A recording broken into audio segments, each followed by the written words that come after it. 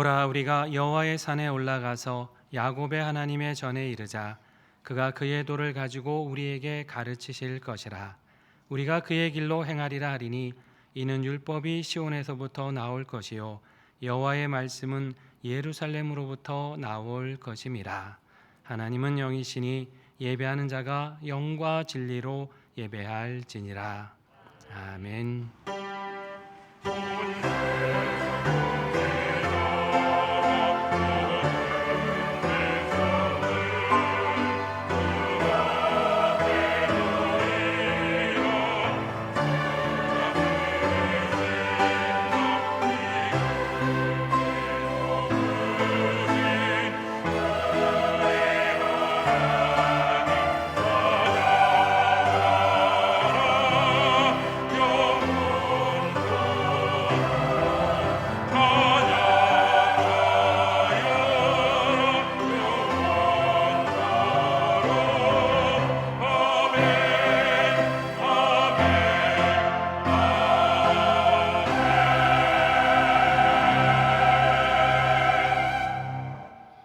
영원히 경배받으실 하나님, 한 해의 절반을 보내며 6월의 마지막 주일 거룩하신 하나님께 예배 드립니다.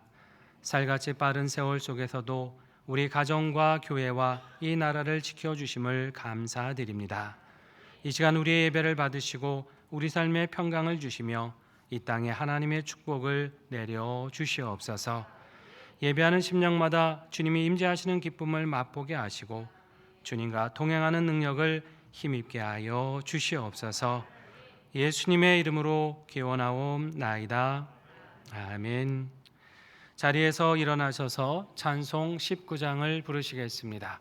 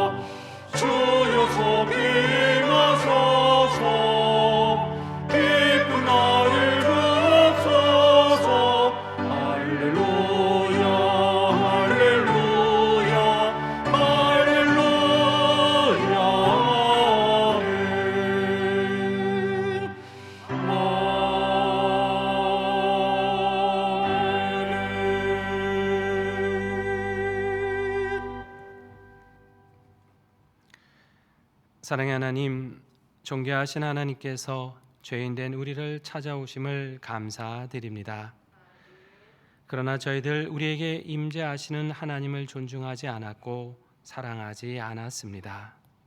말씀을 따라 살기보다 육신의 욕심을 따라 살았고 때론 하나님조차 내 욕심을 이루는 수단으로 여겼습니다.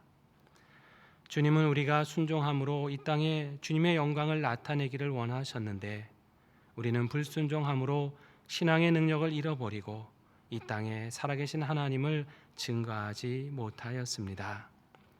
하나님, 다시금 우리 안에 임재하셔서 우리의 신앙을 회복시켜 주시고 이 땅에 하나님의 능력을 나타내며 살게 하여 주시옵소서.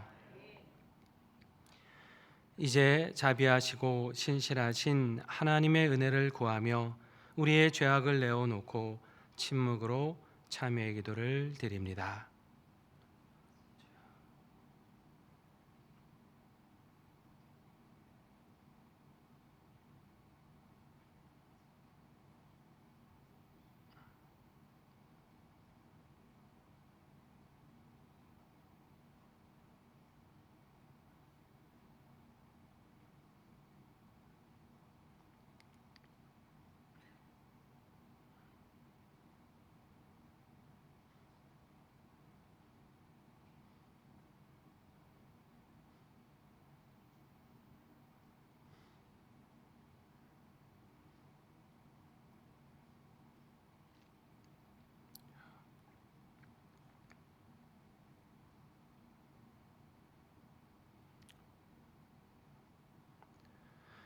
온 마음을 다해 참여하는 자들에게 주시는 하나님의 용서의 말씀이 여기 있습니다.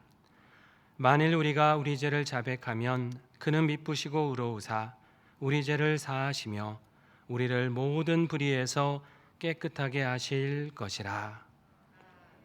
이 말씀에 의지하여 참여하는 우리 모두의 죄와 허물이 완전히 사하여졌음을 담대히 선언합니다. 이제 죄사함의 확신을 가지고 주기도문으로 기도드립니다. 하늘에 계신 우리 아버지, 아버지의 이름을 거룩하게 하시며 아버지의 나라가 오게 하시며 아버지의 뜻이 하늘에서와 같이 땅에서도 이루어지게 하소서. 오늘 우리에게 일용할 양식을 주시고 우리가 우리에게 잘못한 사람을 용서하여 준 것 같이 우리 죄를 용서하여 주시고 우리를 시험에 빠지지 않게 하시고 악에서 구하소서. 나라와 권능과 영광이 영원히 아버지 것입니다. 아멘.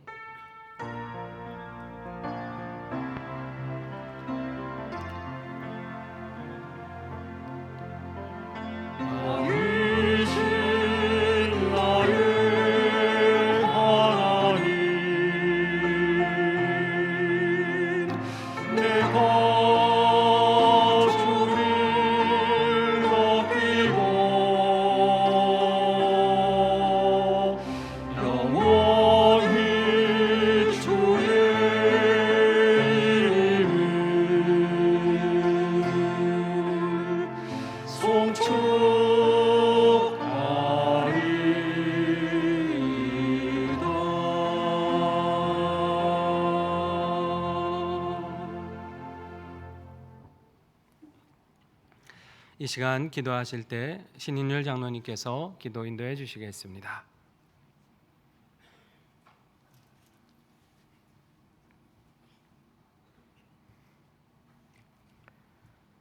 사모하는 영혼에게 만족을 주시고 줄인 자에게 좋은 것으로 채워주신 하나님 아버지, 폭염과 폭우가 지속되는 한 주간도 저희들을 주님 날개에 품어주셨다가 주님의 날 주님 전에 나와 찬양과 경배로 예배케 하시니 감사합니다. 특별히 오늘은 2022년도 6월 마지막 주일, 한 해의 절반을 보내며 그동안 베풀어 주신 은혜에 감사하며 다가오는 절반의 기간을 새롭게 결단하는 시간으로 인도하시니 감사합니다. 이 시간 우리가 드리는 예배가 무엇을 얻을까 하는 것이 아니고 우리가 주님께 무엇을 드릴까에 초점을 맞추는 진정한 헌신과 고백이 담긴 복된 예배의 시간이 되게 하여 주옵소서. 사랑의 하나님 아버지, 지난 한 해의 절반도 우리보다 먼저 앞길로 가셔서 장막 칠 곳을 찾아 인도해 주시고 밤에는 불기둥으로 낮에는 구름기둥으로 인도해 주신 에베네셀의 사랑에 감사합니다. 하지만 연약한 저희들은 구습을 좇는 옛사람의 모습을 벗지 못하고 여전히 변화받지 못한 본성으로 하나님이 아닌 자아가 내 삶의 중심이 되어 살아왔음을 고백합니다. 뒤돌아보면 매 순간 매 시간이 하나님의 은혜요 은총이었지만 저희들은 나의 의와 노력의 결과로 여기며 살아왔던 교만함을 고백하며 회개하오니 용서하여 주옵소서.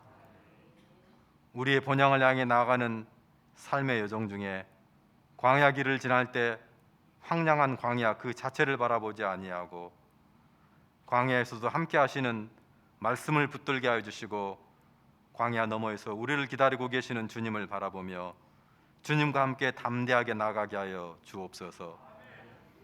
그리하여 장차 우리가 주님 앞에 서는 날 우리의 모든 행실이 활동 사진처럼 낱낱이 드러날 때 부끄러운 구원을 받는 자가 되지 않게 하여 주시고 착하고 충성된 종아 내가 너의 수고와 헌신과 충성을 기억하여 생명의 면류관 영광의 면류관 금면류관을 주노라 칭찬받을 수 있는 저희 모두가 되게 하여 주옵소서.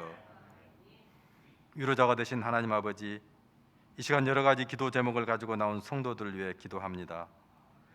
육신의 질병으로 고통 중에 있는 자녀들에게 믿음의 기도는 병든 자를 구원하시고 주께서 일으키시며 의인의 강구는 역사하는 힘이 크다고 약속하신 말씀이 이루어져 이전보다 강건하게 치유하여 주옵소서.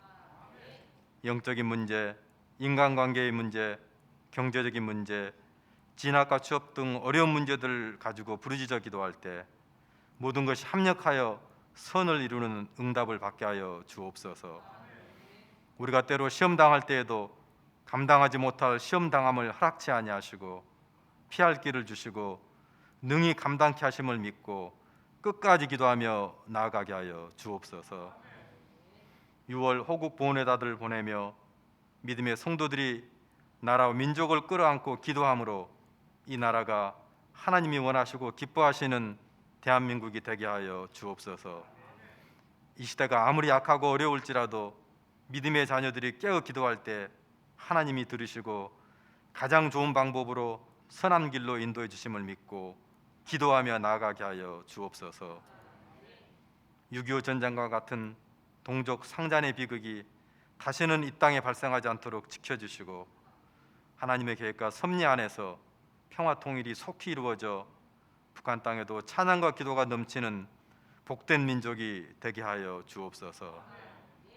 새롭게 출범한 정부의 대통령과 유정자들에게 먼저 하나님을 경외하는 은혜를 베풀어 주셔서 국민을 잘 섬기게 하여 주시고 이념과 세대로 분열된 나라를 하나로 통합하고 산적한 문제들을 능히 해결할 수 있도록 솔로몬의 지혜를 허락하여 주옵소서. 열방에서 주의 복음 들고 선교하시는 선교사님들과 우리가 돕고 있는 미자립 교회와 기관들과 상현의 지교회들 위해 참 좋으신 하나님께서 함께하여 주셔서 때를 따라 돕는 은혜를 풍성하게 베풀어 주옵소서.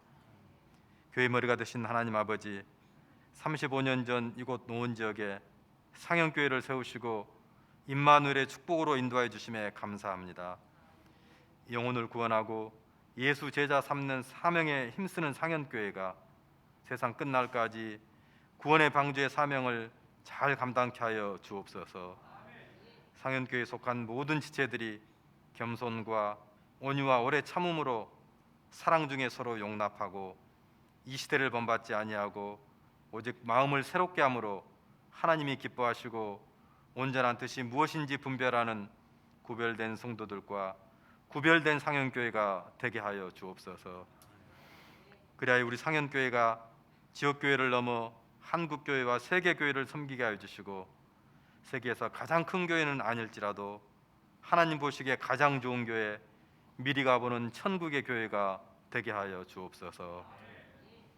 원로 목사님, 담임 목사님과 부목사님, 전도사님에게 건강과 하나님의 능력을 더해 주셔서 주님이 맡겨주신 양무리를 사랑으로 잘 섬기며 각자에게 맡겨주신 사명을 충성스럽게 감당할 수 있도록 인도하여 주옵소서.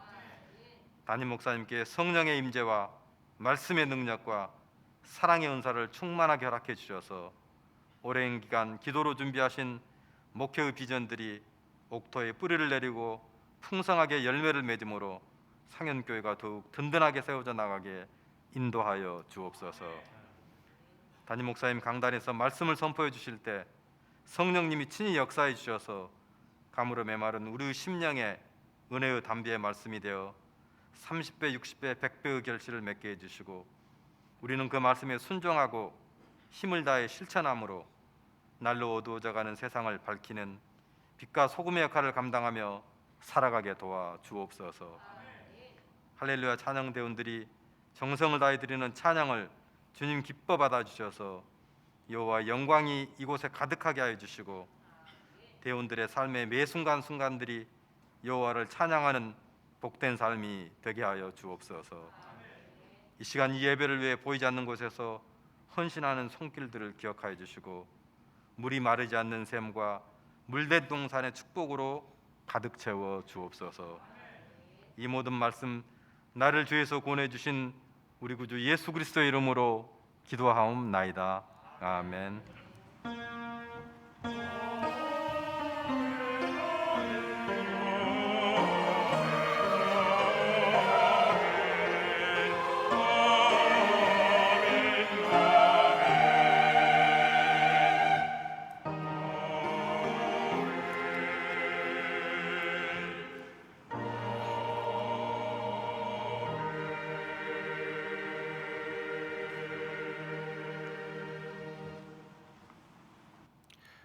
오늘 우리에게 주시는 하나님 말씀은 사무엘상 6장 5절에서 16절 말씀입니다.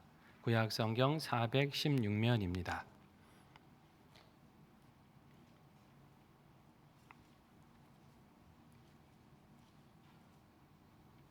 사무엘상 6장 5절에서 16절 말씀, 하나님의 임재를 회복합시다라는 제목으로 게시된 말씀 봉독할 때 살아계신 주님의 음성을 친히 들으시기를 바랍니다. 그러므로 너희는 너희의 독한 종기의 형상과 땅을 해롭게 하는 쥐의 형상을 만들어 이스라엘 신께 영광을 돌리라. 그가 혹 그의 손을 너희와 너희의 신들과 너희 땅에서 가볍게 하실까 하노라. 애굽인과 바로가 그들의 마음을 완악하게 한 것 같이 어찌하여 너희가 너희의 마음을 완악하게 하겠느냐. 그가 그들 중에서 재앙을 내린 후에 그들이 백성을 가게 함으로 백성이 떠나지 아니하였느냐. 그러므로 새 수레를 하나 만들고 멍에를 메어보지 아니한 젖나는 소 2마리를 끌어다가 소의 수레를 메우고 그 송아지들은 떼어 집으로 돌려보내고 여호와의 궤를 가져다가 수레에 싣고 속건제로 드릴 금으로 만든 물건들은 상자에 담아 궤 곁에 두고 그것을 보내어 가게 하고 보고 있다가 만일 궤가 그 본 지역 길로 올라가서 벳세메스로 가면 이 큰 재앙은 그가 우리에게 내린 것이요 그렇지 아니하면 우리를 친 것이 그의 손이 아니요 우연히 당한 것인 줄 알리라 하니라.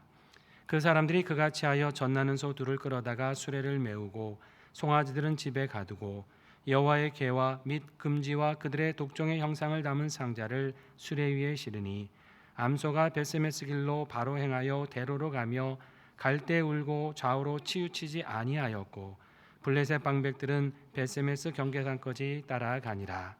벳세메스 사람들이 골짜기에서 밀을 베다가 눈을 들어 궤를 보고 그 본 것을 기뻐하더니 수레가 벳세메스 사람 여호수아의 밭 큰 돌에 있는 곳에 이르러 선지라.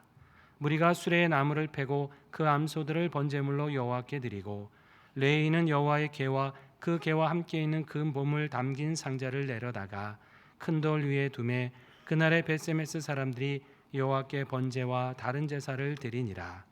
블레셋 5 방백이 이것을 보고 그날에 에그론으로 돌아갔더라. 아멘. 이는 하나님의 말씀입니다. 이 시간 할렐루야 찬양대가 찬양으로 하나님께 영광 돌리시겠습니다.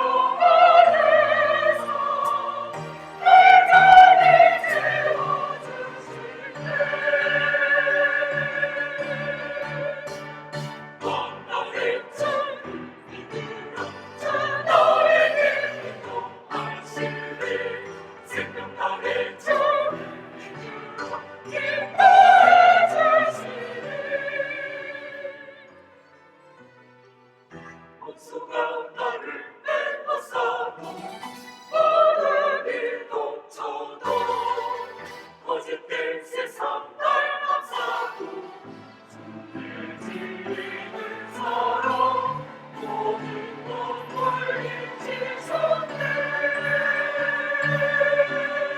건강의 참 믿으라 너의 믿음도 확실히 생명하는 참 믿으라 네 나의 자신을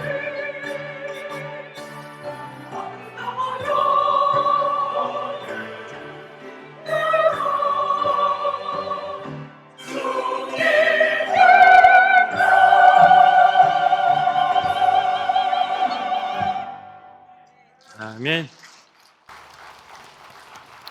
감사합니다. 우리 하나님께서 귀한 영광 받으신 줄 믿습니다. 다시 한번 뜨거운 박수로 축복하고 격려하겠습니다. 감사합니다. 사랑하는 성도 여러분, 한 주간 하나님의 은혜 안에서 평안하셨습니까? 벌써 6월의 마지막 주일을 우리가 맞이했습니다. 우리 옆에 계신 성도님들과 이렇게 인사 나누길 원합니다. 하나님께서 우리 안에 임재하십니다.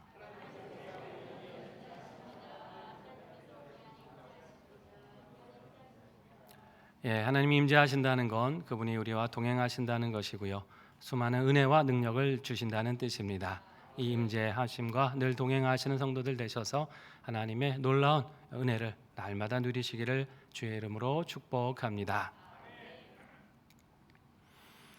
작년 8월에 경남 창원에서 있었던 일인데요. 4살 남자아이가 누나와 함께 집을 나섰습니다. 근데 갑자기 4살 아이가 등산로 쪽으로 난길로 향해서 뛰어갔습니다. 문제는 그만 길을 잃어버리고 말았다는 거예요. 아이를 찾을 수 없었던 가족들은 실종 신고를 하게 됐고요. 경찰과 소방대원들이 동원돼서 함께 수색 작업을 벌였습니다. 대원들은 동네 일대만이 아니라 혹시 산으로 올라갔을까 싶어서 산 정상까지 2번이나 수색을 벌입니다. 한편에서는 실종된 아이의 그 사진, 인상착의를 주민들에게 배포하면서 혹시 목격한 적이 없는지 그렇게 탐문 수사를 하게 됩니다. 그런데 아무리 노력을 해도 찾을 수가 없는 겁니다. 결국 해가 지게 되었고요. 수색은 다음 날까지 이어지게 되었습니다. 사람들이 걱정을 했습니다. 이 어린아이가 산속에서 무슨 해를 당하지는 않았을까 염려가 됩니다. 아침 일찍 일어나서 다시 수색을 시작하는데 오전 8시경쯤 되었을 때 드디어 아이를 찾게 되었어요. 이 아이가 집을 찾아 헤맨다고 산을 넘어서 반대편 계곡까지 간 겁니다. 그 어린아이가 거기까지 갔는데 거기서 그 아이를 극적으로 찾게 된 겁니다. 즉시 아이는 부모에게 인계가 되었고요. 아이가 무사히 돌아오게 되니까 찾았던 그 대원들만이 아니라 온 마을 주민들이 함께 기뻐하고 눈물을 글썽였다고 합니다. 여러분, 잃어버렸다는 것을 찾았다는 거 참 기쁜 일이죠. 만약에 그것이 너무나 소중한 거였다고 한다면 그 기쁨은 어디에 비할 데가 없을 것입니다. 오늘 본문에도 보면 이 소중한 것을 잃어버렸다가 다시 찾은 이스라엘 사람들의 이야기가 나와요. 그들은 삶에서 너무나 중요한 것을 지금 잃어버리고 있었어요. 그것은 바로 하나님의 언약궤였습니다. 여러분, 언약궤는 하나님의 말씀이 들어있는 거잖아요. 이스라엘과 함께 하시겠다라는 상징인 것이죠. 이스라엘에게 있어서 가장 중요한 영적인 보물이 있다면, 어딘가 내놓고 자랑할 수 있는 영적 자산이 있다면 뭐겠습니까? 이 하나님이 함께 하신다는 것이에요. 그 상징으로 이 언약궤를 주신 거 아닙니까? 그런데 이것을 빼앗겨 버렸습니다. 나라가 망한 것도 아닌데 지켜야 될 것을 지키지 못하고 있었어요. 왜 이렇게 소중한 것을 잃어버리게 되었을까요? 그들이 신앙을 잃어버렸기 때문입니다. 잘못된 신앙으로 인해서 가지고 있던 귀한 영적인 보물을 잃어버린 거예요. 아시는 것처럼 이 사사시대는 하나님께 불순종하는 그 극치를 달리던 시대였죠. 자기 소견에 오른 대로 행하면서 하나님을 전혀 존중하지 않았습니다.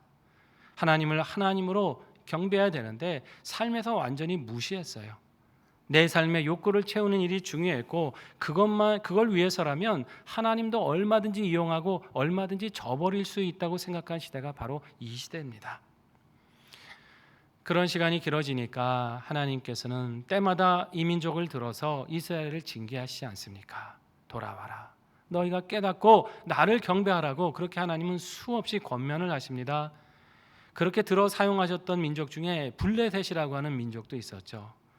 여러분, 이 블레셋이라고 하는 민족은 아주 호전적인 민족이고 이스라엘을 아주 내내 괴롭혔던 그런 민족입니다. 한때 삼손이 나타나서 그 블레셋을 잠시 평정한 적도 있었지만은 이스라엘 역사 속에서 이 블레셋 하면 항상 철천지 원수였고 옆구리에 가시처럼 이스라엘을 괴롭게 하는 원수 같은 민족이었어요. 어느 때도 그 블레셋과 이스라엘이 아벡이라고 하는 곳에서 큰 전투를 벌이게 됩니다. 이스라엘이 또 처참하게 패배를 해요. 그러자 이스라엘 장로들이 모여서 대책을 강구합니다. 우리가 어떻게 하면 승리할 수 있겠느냐? 방법을 좀 내봐라. 그래서 내놓은 의견이 뭐냐면 하나님의 언약궤를 가지고 전쟁에 나가자. 그 언약궤를 앞세우고 가면 우리가 승리하지 않겠느냐? 그렇게 방안을 마련합니다. 여러분, 이전 같으면 어떻게 했습니까? 전쟁에서 패배하면 하나님께 기도했잖아요. 하나님, 우리가 무엇을 잘못했습니까? 하나님의 뜻이 어디 있습니까? 이렇게 하나님께 묻고 기도했는데 이들은 기도하지 않아요. 그 패배 속에서도 하나님은 찾지 않고 그저 언약궤 하나 들고 나가면 우리가 이기려니 하고 그렇게 생각을 했다는 것이죠. 어떻게 되었을까요, 여러분? 처참하게 패배합니다. 3만 명 이상이 전사를 하고 하나님의 언약궤까지 그만 빼앗기고 말아버려요. 여러분, 이스라엘이 이렇게 철저하게 패배하고 무너진 이유가 무엇이겠습니까? 그것은 삶에서 하나님을 온전히 바르게 예배하는 그 신앙을 잃어버렸기 때문이에요. 하나님과 동행하는 그 신앙은 없이 그저 언약궤를 부적처럼 가지고 나가면 내 삶이 안전하겠지, 내 삶이 평안하겠지, 그렇게 잘못 생각했다는 것입니다. 여러분, 언약궤라는 게 뭡니까? 하나님이 우리와 함께 하신다는 상징이잖아요. 그 언약궤를 보면서 백성들은 뭘 깨닫는 거예요? 아, 거룩하신 하나님이 우리와 함께 하시는구나. 내 삶에 동행하시는구나. 나는 그 하나님 앞에 그럼 어떻게 살아야 될까? 나는 하나님 앞에 정결하게 살아야겠고 나는 하나님의 말씀에 순종하며 살아야겠다. 이것을 결단할 수 있는 그것이 바로 언약궤인 것이죠. 그렇게 하나님과 동행하고 순종하면 그것이 얼마든지 그들의 삶의 능력이 되는 겁니다. 그런데 마음이 하나님을 떠나 있어요. 믿음으로 살질 않습니다. 순종할 마음이 없어요. 그렇게 살아가면서 언약궤만 붙들고 있으면 여러분 이게 무슨 의미가 있습니까? 그냥 미신적인 것이죠. 삶에서 하나님을 존중하지는 않으면서 그냥 공경 속에서 내가 신앙의 형식만 지키고 있다 이런다고 한들 그것이 과연 무슨 능력이 되겠는가 하는 것입니다. 여러분, 이스라엘의 이 패배가 주시는 교훈이 무엇이겠습니까? 신앙생활이라고 하는 것은 하나님의 임재하심을 내 삶 가운데 항상 두렵고 떨리는 마음으로 경험해야 한다는 것입니다. 형식이라는 것도 물론 중요한 것이지만 그보다 내 삶에서 하나님이 나와 함께 하시는 것을 기억하고 내가 그분에게 어떻게 응답해 갈 것인가, 이것을 영적으로 깊이 고민하면서 살아가는 것, 이것이 하나님이 기뻐하시는 신앙이라고 하는 것이에요. 그렇지 않으면 하나님은 우리의 목적을 위한 도구밖에 되지 않는 것이죠. 여러분, 하나님이 우리의 삶의 목적을 이루게 한 수단이시던가요? 하나님은 우리에게 이용당하시거나 우리의 의도대로 이리저리 움직이시는 분이 아니세요. 하나님은 매 순간 우리가 순종하고 따라가야 되는 경배의 대상이십니다. 우리 삶에 무언가를 이루는 수단이 아니고요, 우리 삶 자체의 목적이 되시는 분이 하나님이신 거예요. 그렇기 때문에 하나님을 신앙하는 사람은 내게 찾아오시는 그분 앞에 내 삶은 지금 바르게 서 있는지, 내 신앙은 하나님께 바르게 응답하고 있는 신앙인지를 점검해야 되는 것입니다. 하나님, 정말 내 삶에 바라시는 것이 무엇일까? 지금 내 삶은 하나님 보시기에 기뻐하실 만한 삶인가? 이 영적인 고민이 있어야 되는 것이에요. 하나님의 뜻대로 살지 못하는 것을 발견했다면 깊이 회개해야 되는 것이고, 어떻게 하면 주님을 기쁘시게 할 수 있을까? 내 힘을 다해서 주님을 섬기는 것입니다. 그것이 하나님이 기뻐하시는 신앙이라는 거죠. 여러분, 매 순간 하나님이 내 삶에 임재하고 함께하고 계신 것을 믿으십니까? 그렇다면 여러분, 하나님을 정성을 다해 예배하시고 그분을 인격적으로 응답하면서 살아가시기를 바랍니다. 말씀 묵상과 기도했으면 거기에 그치지 말고 하나님 내 삶에서 이것을 어떻게 실행하면 좋겠습니까? 실천하며 살아가세요. 매 순간 하나님에게 대화하고 내 삶을 지켜보고 계시는 것을 의식하면서 하나님 제가 이렇게 살아가면 주님이 기뻐하실까요? 지금 제가 이렇게 선택하는 걸 하나님이 원하실까요? 그렇게 그 뜻을 구하며 살아가시기를 바랍니다. 그렇게 하나님의 임재함을 경험하시고 동행하셔서 그분의 능력을 힘입고 살아가시는 성도들 되시기를 바랍니다. 이렇게 이스라엘에서 빼앗은 그 언약궤, 이 블레셋 사람들이요 이것을 자기 진영으로 가져가요. 그런데 그 언약궤가 가는 곳마다 아주 놀라운 사건들이 일어나기 시작합니다. 이 블레셋 사람들이 그 빼앗은 언약궤를 이제 아스돗이라고 하는 자기 성읍으로 가져가는데요. 그때 이 블레셋에서 이제 5 성읍이 있었습니다. 그 중에 이제 아스돗이라고 하는 성읍에 가져가서 자기들이 섬기는 그 우상, 다곤이라고 하는 그 우상의 신전에 갖다 놓습니다. 이거는 전쟁에서 취한 거잖아요. 자신들에게 신에게 바치는 전리품이라고 생각을 한 거죠. 자신들의 신에게 승리를 보고하고 그 언약궤를 마치 전리품처럼 바친 거죠. 근데 어떻게 됐습니까? 아침에 봤더니요, 자기들의 그 신상이 하나님의 궤 앞에 완전히 엎드려져 있는 거예요. 그것도 그냥 엎드려진 게 아니라 머리와 2 손목이 끊어져 있었습니다. 처참하게 하나님 앞에 꿇어 엎드린 거죠.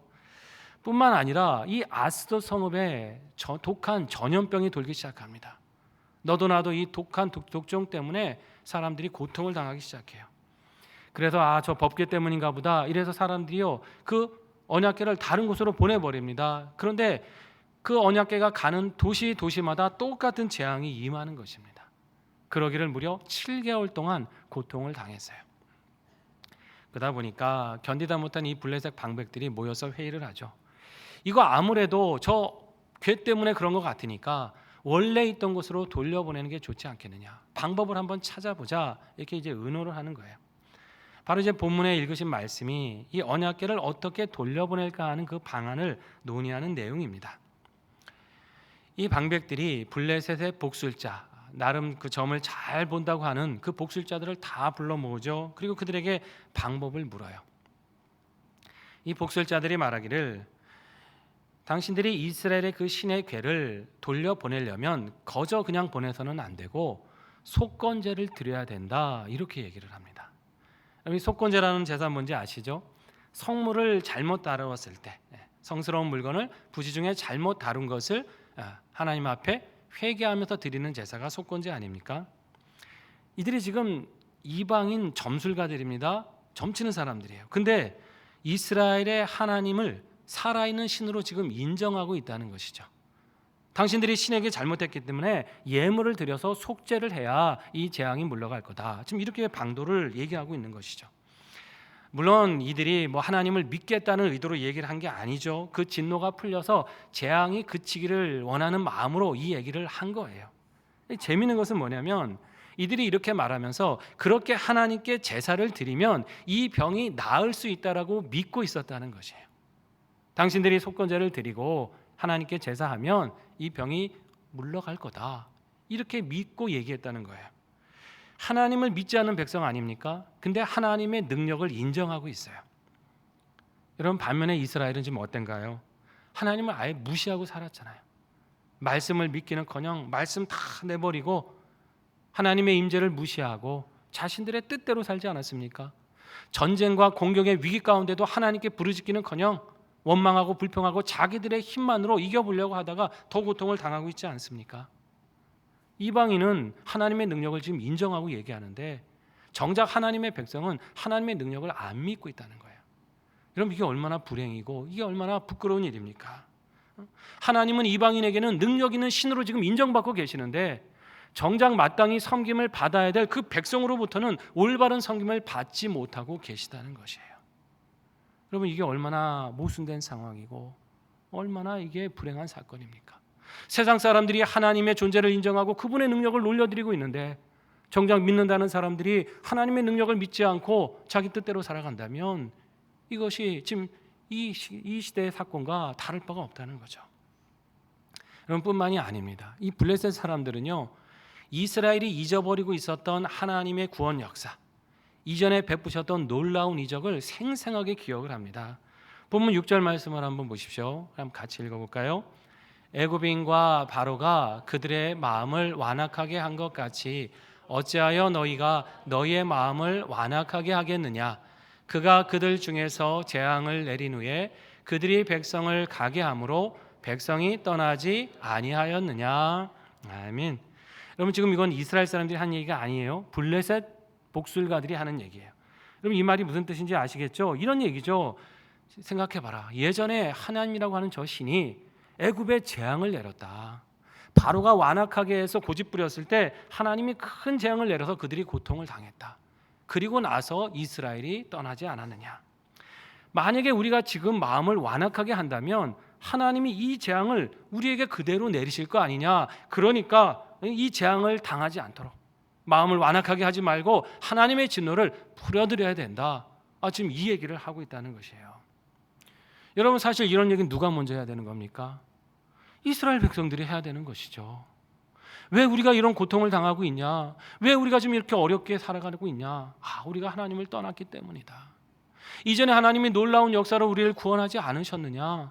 근데 우리가 그 은혜를 잊어버리고 우리 멋대로 살다가 이 고통을 당한다. 우리가 어떻게 해야 되겠냐? 하나님의 진노를 돌이키기 위해서 우리가 회개해야 되지 않겠느냐? 이런 얘기가 이스라엘 백성들 안에서 먼저 나오고 먼저 회자돼야 되는 얘기 아닙니까? 근데 그들은 그것조차 기억하지 못할 정도로 하나님의 은혜를 완전히 잊어버리고 살았어요. 오히려 이방인인 블레셋이 하나님이 이루신 역사를 생생하게 지금 기억하고 있다는 것이에요. 이건 이스라엘에게 있어서 너무나 불행한 것이고 너무나 부끄러운 일이다라고 하는 것이에요. 자신들이 돌아봐야 될 일인 것이죠. 믿음의 사람들이 제대로 믿음 지키지 못했을 때 오히려 이방인보다 나을 게 없다는 거예요. 여러분, 예수님도 같은 말씀을 하신 적이 있잖아요. 마태복음 12장에 보면 완악하게 믿지 않고 예수님을 배척하는 유대인들 향해서 이런 말씀을 하세요. 같이 한번 읽겠습니다. 심판 때에 니느웨 사람들이 일어나 이 세대 사람들을 정죄하리니 이는 그들이 요나의 전도를 듣고 회개하였음이거니와 요나보다 더 큰 이가 여기 있느니라. 아멘. 이 어떤 사건인지 아시죠? 요나가 니느웨에 가서 말씀 전하를 할 때 요나가 거부하다가 결국 하나님의 역사로 가게 되지 않습니까? 근데 요나가 뭐 대단한 얘기한 거 아니에요. 딱 한마디 했어요. 40일이 지나면 이 성이 무너지리라. 단순하게 얘기했습니다. 그것도 사흘길 되는 큰 성읍을 그냥 하루 만에 그냥 가서 전도한 거예요. 그냥 성의 없이 전도한 거죠, 한마디로. 그런데 그 설교를 듣고 니느웨 사람들이 회개했다는 것이에요. 반면에 하나님의 백성이라고 하는 유대인들은 하나님의 말씀대로 살지를 않았어요. 하나님의 아들이 직접 와서 말씀을 전해주는데도 그분을 미워하고 배척했습니다. 예수님이 안타까워서 하시는 말씀이에요. 그렇다면 너희와 니느웨 사람 중에 누가 심판이 더 크겠느냐? 지금 믿지 않는 유대인들을 책망하시면서 오죽하면 예수님이 이방인의 예를 들어서 이렇게 설명하시는 거예요. 그들을 부끄럽게 하시려고 말씀하셨다는 것이죠. 여러분, 오늘날 우리는 이 부끄러움을 겪지 않아야 될 줄로 믿습니다. 우리는 여러분 세상 그 누구보다 하나님의 하신 일을 기억하고 하나님의 은혜를 바라보면서 그 말씀을 더 지키며 살아야 될 줄로 믿는 것입니다. 여러분, 세상 사람들 중에도요, 하나님을 믿지는 않아도 하늘을 두려워하면서 바르게 살고자 하는 사람들 많이 있잖아요. 그런 사람이 있어요. 여러분, 우리가 그들보다 못해서야 되겠습니까? 오히려 윤리적으로 더 훌륭하게 살아야 되죠. 뿐만 아니라 내 삶에 역사하시는 하나님을 인정해드리고 그분의 영광을 나타내면서 선한 능력으로 살아가야 될 거 아닙니까? 그것이 하나님께서 우리에게 임하시는 의미인 것이에요. 그래야 여러분 자신 있게 우리가 하나님을 증거할 수 있을 거 아닙니까? 나는 이런 하나님을 겪었다. 하나님이 내 삶에 임하시니까 나는 이런 변화를 겪었다. 당신도 그 삶 가운데 하나님이 함께 하셔야 된다. 이렇게 담대하게 우리가 경험한 하나님, 임재하시는 하나님을 증거할 수 있게 되는 것입니다. 여러분, 하나님께서 내 삶에 이루신 은혜들, 그 역사를 늘 잊지 말고 기억하며 살아가십시오. 그럼으로써 늘 언제나 담대하게 하나님을 증거하시는 복음의 일꾼이 되시기를 바랍니다. 블레셋 사람들이 결국 이렇게 의견을 모아서 하나님을 두려워하면서 그 괴를 다시 돌려보내기로 결정을 하죠. 근데 이들은 한 번 더 확인을 하고 싶어해요. 정말 이 재앙이 하나님께로부터 온 건지 아니면 우연히 일어났는지 확인해 보고 싶었어요. 그래서 생각해낸 방법이 뭐냐면 새 수레를 만들고 아직 멍에를 메어보지 않는 전나는 암소 2마리를 끌어다가 이 수레를 끌게 하자는 것입니다. 여러분, 송아지를 갓 낳은 어미소가 새끼와 떨어지겠어요? 소도 모성애가 강하잖아요. 그럴 수 없잖아요. 그 새끼와 떨어지지 않습니다. 게다가 한 번도 멍에를 메보지 않았어요. 멍에는 보통 숫소들이 메거든요. 그러니까 상식적으로 생각해 보면 멍에도 메어보지 않고 이제 새끼에게 젖을 먹어야 되는 소가 얌전하게 수레를 끌고 저 먼 목적지까지 간다? 이거는 있을 수 없다는 거죠. 아마 난리가 날 겁니다. 소가 울부짖고 할 거 아닙니까? 그런데도 만약에 이 소가 똑바로 그 목적지까지 간다면 이거는 우연히 일어난 게 아니라 하나님의 역사다, 이렇게 인정하자는 거죠. 아마 자신들 안에서도 의견이 갈렸을지 몰라요. 한쪽에서는 이건 하나님의 재앙이 맞다, 빨리 우리가 조치하자, 뭐 이런 얘기를 했을 거고, 한쪽에서는 또 그랬겠죠. 무슨 소리야, 하나님이 어디 있냐, 이건 우연히 일어난 거다, 아마 이러면서 서로 쟁론했을 겁니다.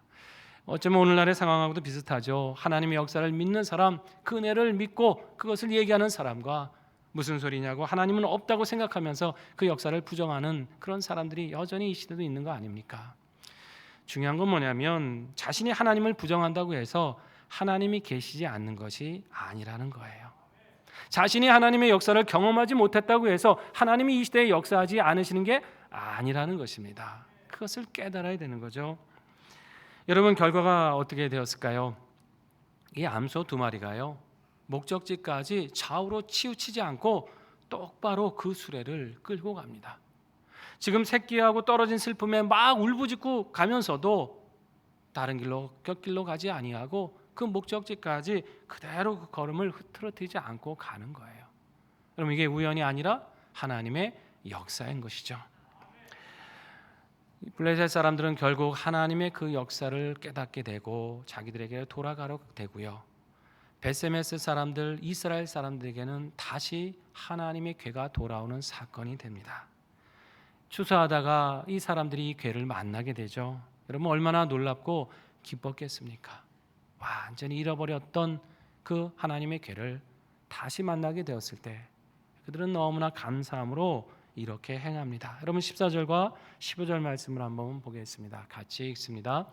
수레가 베세메스 사람 여호수아의 밭 큰 돌에 있는 곳에 이르러 선지라.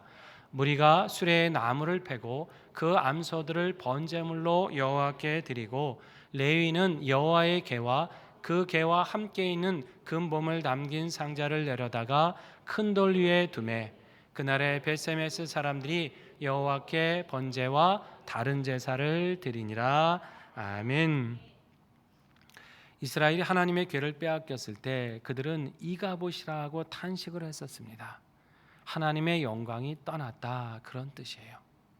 사실 하나님이 떠나신 게 아니라 자신들이 하나님을 떠난 거죠. 하나님은 계속 임하시길 원했고 찾아오셨는데 자신들이 거부하고 하나님을 떠나다가 이 고생을 한 거 아닙니까? 그런데 다시 하나님의 궤가 돌아왔을 때 그들은 예배를 회복하기 시작해요. 자신들의 신앙을 회복하기 시작하고 하나님을 경배하고 하나님과 동행하는 그 삶을 회복하기 시작합니다. 엄밀히 말하면 그들의 노력으로 궤를 다시 찾아온 건 아니죠. 하나님이 스스로 임하셨고 하나님이 스스로 영광을 나타내 주신 거예요. 하나님이 왜 이렇게 하셨을까요? 그들에게 다시 찾아오셔서 그들의 신앙을 회복시키기를 원하셨기 때문입니다. 하나님께서 다시 그들을 하나님의 역사를 나타내는 백성으로 삼으시기를 원하셨기 때문이에요. 그래서 그 회복을 주시길 위해서 다시 하나님이 임하신 것입니다. 그러고 보면 이스라엘이 하나님의 궤를 지키고 있었던 게 아니에요. 하나님과 하나님의 궤가 이스라엘을 지키고 계셨던 것입니다. 하나님이 그들에게 임재하시고 그 땅에 역사하셨을 때 그들이 평안을 누렸던 것이고 그들이 안전했던 것이에요. 하나님이 임재하시지 않는 곳에 두려움이 있었고 고통이 있었는데 다시 하나님이 임재하시니까 신앙이 회복되면서 다시 평안을 찾게 되었다는 것입니다. 여러분, 이것은 우리 개인의 삶도 그렇고요, 우리 이 민족의 삶도 마찬가지 아닙니까? 우리 개인이 어렵고 힘들 때에 하나님을 찾고 하나님이 그 자리에 다시 임하시면 하나님은 우리 삶의 모든 문제를 해결해 주시고 우리에게 다시 평안을 주십니다. 여러분, 우리 민족의 역사도 그랬잖아요. 가장 암울하고 어려울 때 하나님의 복음이 이 땅에 들어오지 않았습니까? 그래서 말씀으로 구원하시고 이 거룩한 신앙의 터 위에 교회들이 세워지면서 우리 민족이 고침을 받고 회복되고 부흥하는 역사를 맞이하게 된 것입니다.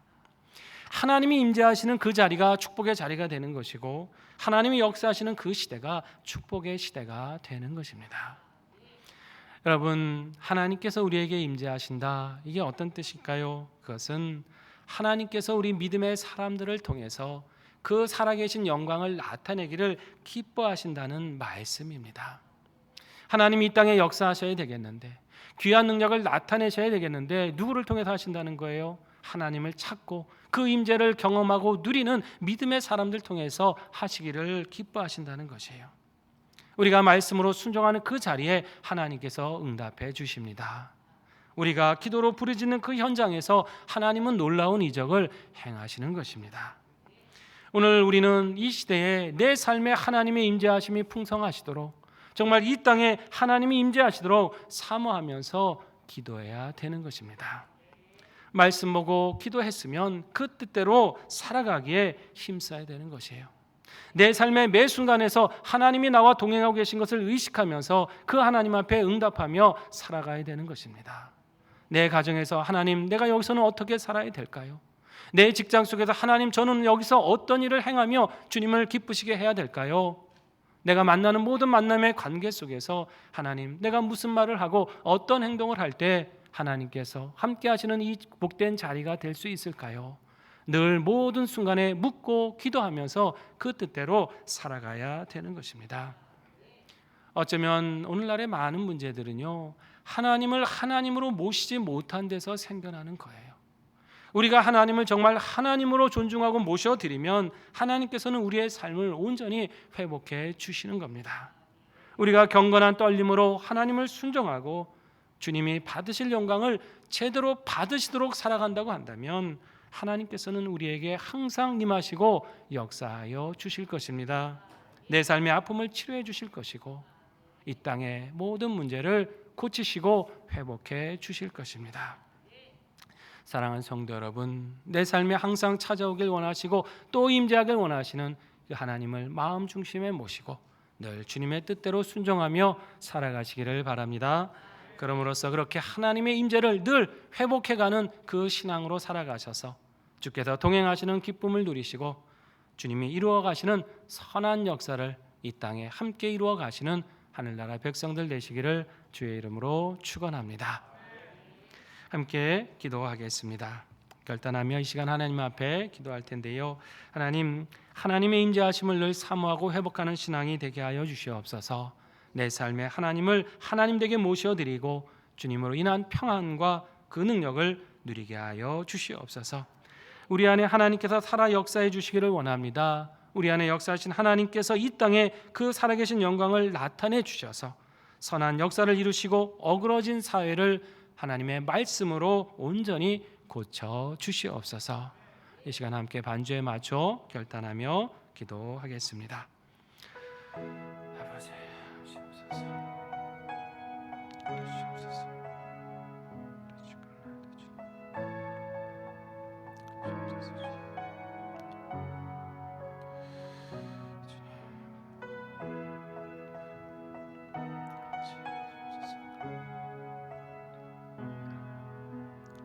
주옵소서.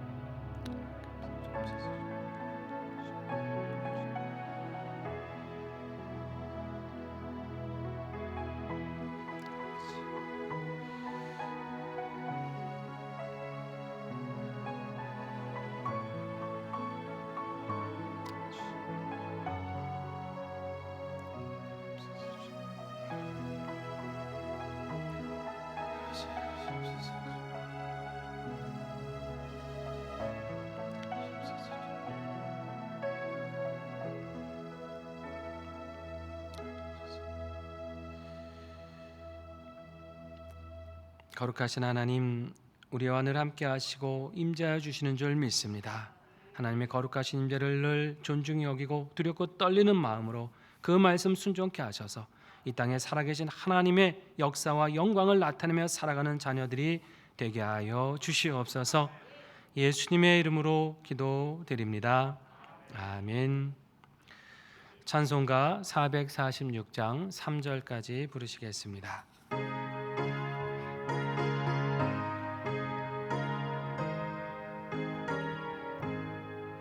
주 인성에는 참 기쁨 없도다.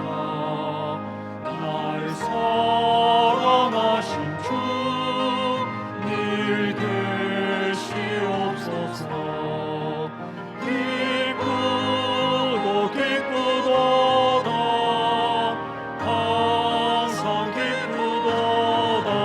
나 주께 왔사오니 꼭 주옵소서. 나 주께 왔으니 꼭 주시옵소서. 주 함께 계시면 큰 시험이기에 기쁘고 기쁘도다. 항상 기쁘도다. 나 주께 왔사오니 꼭 주옵소서. 주 떠나가시면 내 생명 헛되네. 기쁘나 슬플 때 늘 계시옵소서. 기쁘고 기쁘도다. 항상 기쁘도다. 나 주께 왔사오니 꼭 주옵소서.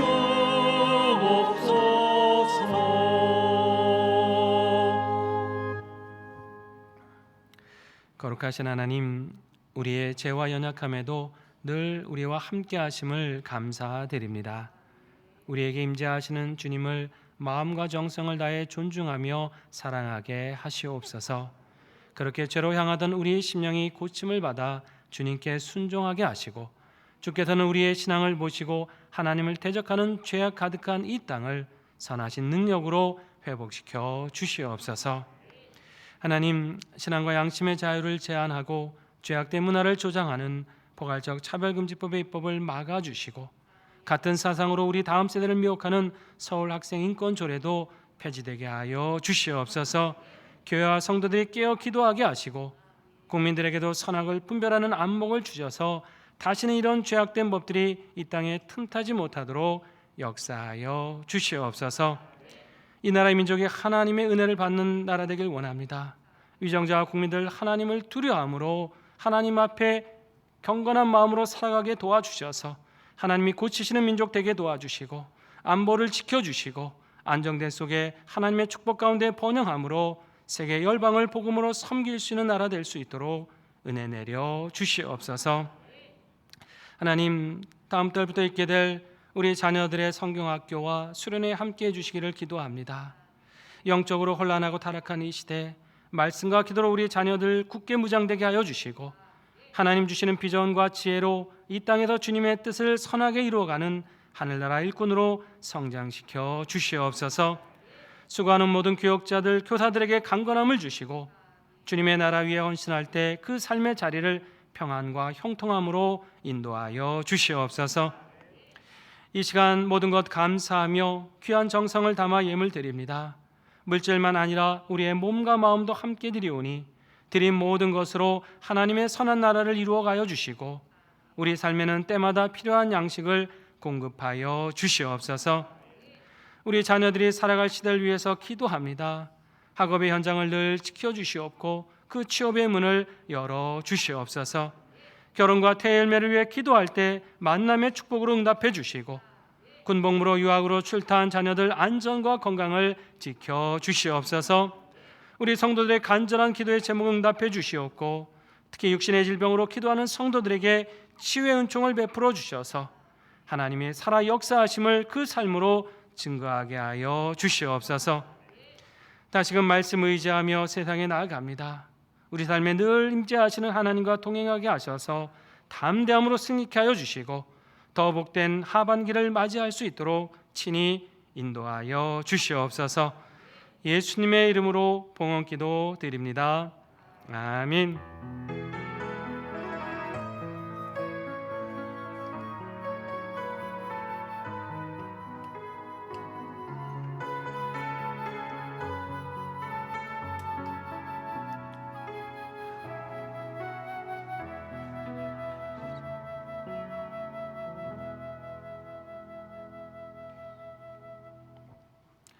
교회 앞에 소식 전해드립니다. 다음 주일 7월 3일 첫 주일은 맥주 감사 주일로 지킵니다. 그래도 상반기 동안 하나님께서 베푸신 은혜를 여러분 기억하시고 또 더 풍성한 감사를 결실하는 귀한 시간으로 삼으시기를 바랍니다. 7월 월삭 온가족 새벽 기도회 안내해 드립니다. 이번 주 토요일 2일 새벽 6시에 이 자리에서 월삭 기도회가 있게 되겠습니다. 새롭게 주시는 시간 또 하나님 앞에 기도와 말씀으로 시작하셔서 더욱 복된 시간이 되시기를 바랍니다. 우리 자녀들 교회학교 여름 성경학교와 이제 수련회 일정이 모두 나왔는데요. 그동안 코로나로 인해서 또 밖으로 나가기도 어려웠고 교회에서 할 때도 많이 축소되어서 그렇게 행사를 진행했습니다. 올해는 은혜 가운데 계획대로 잘 진행이 될 것 같은데요. 우리 유치부는 7월 23, 24일 토요일 주일에 5층 소예배실을 중심으로 교회에서 있게 되겠고요. 초등부는 7월 28일부터 30일 목요일부터 토요일까지 역시 교회 안에서 성경학교가 이루어지게 되겠습니다. 우리 청소년부는 8월 11일부터 13일 목요일에서 토요일까지 가평에 있는 덕천 감리교회에서 수련회가 진행이 되고 우리 청년부는 8월 4일에서 6일 목요일에서 역시 토요일까지 연천에 있는 한화정 연수원에서 수련회가 있게 됩니다. 위에서 우리 교사들 많이 격려해 주시고 은혜 가운데 진행될 수 있도록 여러분 기도해 주시기를 바랍니다.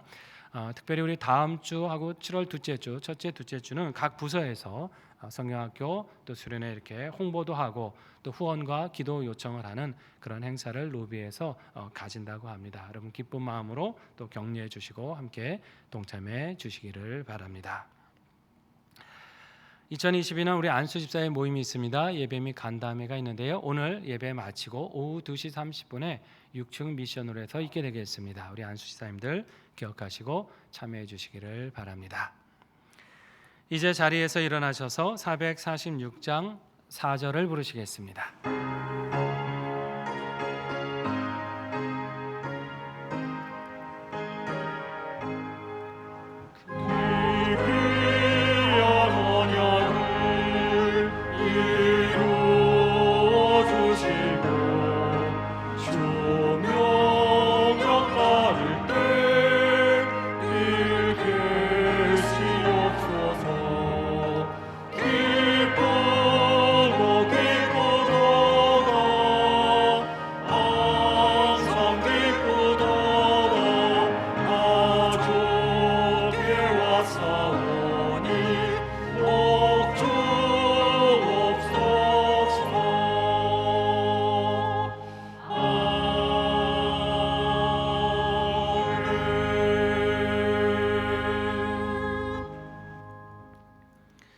지금은 우리 주 예수 그리스도의 은혜와 하나님 아버지의 크신 사랑과 성령님의 인도하심과 교통하심이 우리 삶에 늘 임재하시는 하나님을 마음 중심에 모시고 주님을 존중하며 그 말씀에 순종함으로 우리의 삶을 통해 이 땅에 하나님의 역사와 그 영광을 나타내기를 결단하시는 사랑하시는 상인의 모든 성도들 위에와 성도들의 각 가정과 일터와 산업 위에 사랑하는 한국 교회와 우리 나라와 세계 민족 위에 이제로부터 영원히 함께 계시옵기를 간절히 축원하옵나이다. 아멘. 오